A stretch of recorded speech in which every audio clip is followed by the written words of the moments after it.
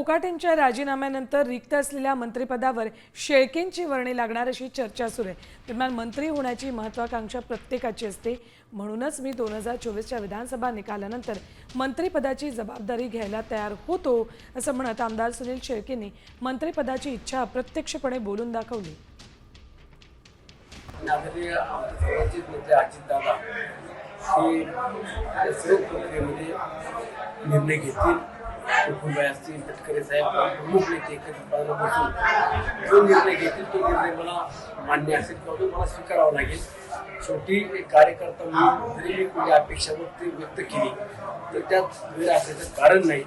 शेवटी प्रत्येकाला महत्त्वाकांक्षा असते, परंतु माझ्या अगोदरचे काही सिनियर मंडळी आहेत किंवा दादांना वाटलं तर आपण दुसऱ्या कोणाला त्या ठिकाणी संधी द्यायची, तर त्या ठिकाणी मी जे नागरिक त्याच्या मागे उभं राहणं किंवा त्याचं समर्थन करणं हे कार्यकर्ता मला जबाबदारी